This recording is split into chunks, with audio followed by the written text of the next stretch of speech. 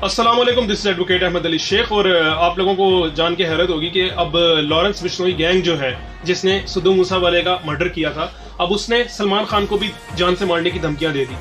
और वो अभी से नहीं दी, उन्होंने 2018 में जब ब्लैक बक नाम का एक काला हिरन है, वो राजस्थान में बड़ा नायाब माना जाता है और उसे मुकद्दस गाय माना जाता है। जिस तरह गाय को मुकद्दस माना जाता है, उसकी पूजा करते हैं हिंदू, तो इसी तरह ये ब्लैक बक काला हिरन जो है वो सलमान खान ने मार दिया था। सलमान खान, सैफ अली खान और ये लोग एक फिल्म की शूटिंग पे थे, तो वो राजस्थान में शूटिंग हो रही थी, तो वहां पे निकल पड़े। वहां पे उन्होंने काले हिरन को दूर से गोली मारी, लेकिन सलमान खान का कसूर ये था कि चूंकि वो मुसलमान है तो वो उतरे और हिरन के पास गए। और आपको पता है कि जब शिकार तब तक हलाल नहीं होता जब तक उस पे अल्लाह का नाम लेके उसको ज़िबा ना किया जाए। वो उतरे, उन्होंने छुरी पकड़ी, बिस्मिल्लाह अल्लाहु अकबर कह के उसको ज़िबा कर लिया। बाकी सारे तब्बू भी बैठी थी, करिश्मा कपूर भी बैठी थी, ये सारे उसमें उनकी गाड़ी में मौजूद थे, उसकी जीप में। लेकिन फंसे कौन? सिर्फ सलमान खान। सैफ अली खान का बाप बहुत बड़ा नवाब था, उसको उसी रात में जेल से ही, थाने से ही बल्कि छुड़ा लिया गया। उसको आगे से कोई कार्रवाई का सामना नहीं करना पड़ा, हालांकि वहां पे मौजूद था। और उसने आगे भी मुड़ के कभी भी सलमान खान के हक में ना कोई दलाल दिया, ना कोई गवाही दी, ना कुछ दिया, कोई किसी किस्म की मदद नहीं की। सलमान खान अकेले ही इस मुकदमे को भुगतते रहे। खैर, उन्होंने जब 2018 में, ये 1990 की पुरानी बात है, और फिर 2018 में ये केस जो है वो फाइनल हुआ। सलमान खान को 1 साल की कैद हुई और उसके बाद फिर वो भी वहां से भी बाहर आ गए थे। खैर, जब वो बाहर आए तो ये लॉरेंस बिश्नोई जो है गैंग, इन्होंने कहा कि हम अब सलमान खान को मार देंगे क्योंकि इसने हमारी मुकद्दस गाय का वो किया। बस वहां पर लीडर बना फिरता है वो चाह रहा है कि मैं इलेक्शन लड़ूं और लोग मेरी वाह वाह करें, और बस लीडर बनना पड़ता है, नेता बनना चाहता है वहां का, हिंदुओं की जुबान में कहा जाए तो। खैर, लॉरेंस बिश्नोई गैंग के बारे में आपको बता दूं कि वो लॉरेंस बिश्नोई नाम का एक बंदा है जो एडवोकेट ही है पेशे से, और उसने लॉ कॉलेज के दौरान ही ये काम, बदमाशी शुरू कर दी थी, गैंग बना लिए थे। और वकालत के पेशे से जो ही मुंसलिक हुआ तो वहां भी उसने बदमाशी शुरू कर दी थी। तो वहां से फिर उसने गैंग बनाया और गैंग अब बढ़ते बढ़ते गैंग के 700, इंडियन टाइम्स अगर न्यूज़पेपर है उसकी रिपोर्ट के मुताबिक 700 मेंबर्स अब बिश्नोई लॉरेंस गैंग में का हिस्सा हैं। और इसमें शार्प शूटर्स हैं, निशानेबाज हैं और काफी लोग मुलविस हैं। और ये जो है, ये जो गैंग है, ये पंजाब, तकरीबन पंजाब, हरियाणा, दिल्ली, राजस्थान, हिमाचल, और इसमें इन तरह के इस इलाकों में ज्यादा सरगर्म है। ज्यादातर ये राजस्थान में इनका होल्ड है। और बेसिकली लॉरेंस बिश्नोई जो बंदा है वो भी राजस्थान से ही ताल्लुक रखता है, और इसका जो, लेकिन वो फिलहाल कनाडा में बैठा है।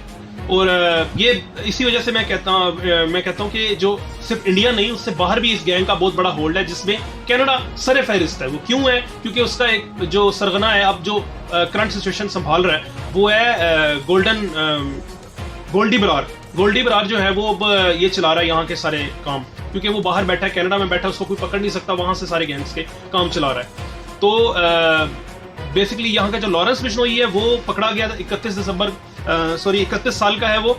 और वो अब पकड़ा गया, उस पर कई किस्म के पर्चे थे, जिसमें मर्डर, डकैती, लड़ाई मार कुटाई और लड़ाई झगड़ा, इस तरह के कई केसेस पंजाब, हरियाणा और दिल्ली में उसके खिलाफ रजिस्टर्ड थे लॉरेंस बिश्नोई के।